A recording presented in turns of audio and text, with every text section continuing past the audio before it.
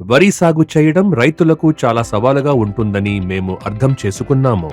రైతులు వరి సాగులో అనేక సమస్యలను ఎదుర్కొంటున్నారు.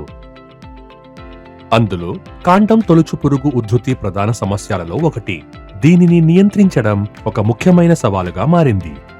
ఈ సమస్యను పరిష్కరించడానికి రైతులు తరచుగా సాంప్రదాయ ఉత్పత్తులను ఉపయోగించడాన్ని ఆశ్రయిస్తారు. అయినప్పటికీ ఈ ఉత్పత్తుల చర్య విధానం పాతది కాబట్టి అవి కీటకాలపై అంత ప్రభావవంతంగా ఉండవు. దీంతో రైతులు పదే పదే పిచికారీ చేయాల్సి రావడంతో ఖర్చులు పెరుగుతున్నాయి. అయితే రైతులు కాండం తొలుచు పురుగులు అనేక తరాలు కలిగి ఉంటాయని, మీ పంటలకు గణనీయమైన నష్టం వాటిల్లుతుందని మీకు తెలుసా? అందుకే సరైన మరియు సమర్థవంతమైన నియంత్రణ అవసరం. వాటి ప్రభావం సకాలంలో నియంత్రించబడకపోతే అవి మీ పంటలకు 20% నుండి 40% నష్టం కలిగిస్తాయి. మీ పంటలకు కాండం తొలుచు పురుగులు సోకకుండా నిరోధించడానికి సమర్థవంతమైన నియంత్రణ అవసరం.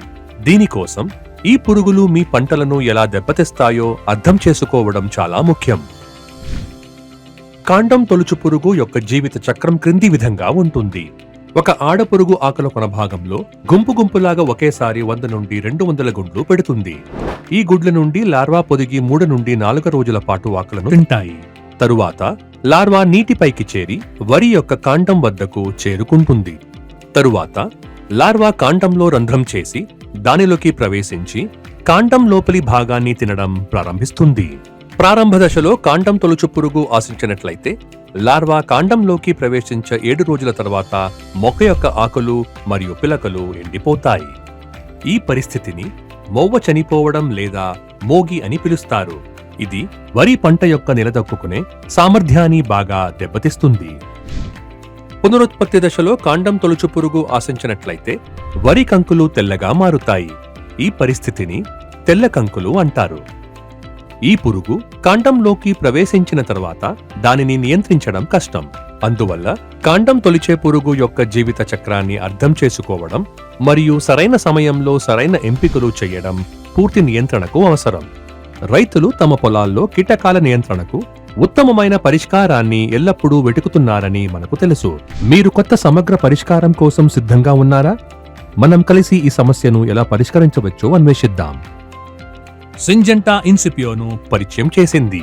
ఇది కాండం తొలుచు పురుగుల సమర్థవంతమైన నియంత్రణకు అధునాతన పరిష్కారం అయిన ప్లినాజోలిన్ సాంకేతికతో ఆధారితమైనది. పిచికారీ చేసిన తరువాత ఇన్సిపియో తాకుడు చర్య మరియు తినడం ద్వారా కీటకాలపై ప్రభావం చూపుతుంది. ఇన్సిపియోతో కాండం తొలుచు పురుగుల వల్ల కలిగే నష్టం నుండి మీ పంటను చాలా కాలం పాటు రక్షించుకోవచ్చు. ఇన్సిపియో ఎలా పని చేస్తుందో ఇక్కడ ఉంది. పిచికారీ చేసిన తర్వాత ఇన్సిపియో ఆకులపై ఉండి దీర్ఘకాలం పాటు రక్షణ కల్పిస్తుంది. ప్రత్యేకమైన ప్లినాజోలిన్ సాంకేతిక ద్వారా ఇది కీటకాల కాళ్ల ద్వారా కూడా గ్రహించబడుతుంది. ఇన్సిపియో కొత్త బైండింగ్ సైట్లో పనిచేస్తుంది. కీటకాలపై అద్భుతమైన నియంత్రణను అందిస్తుంది.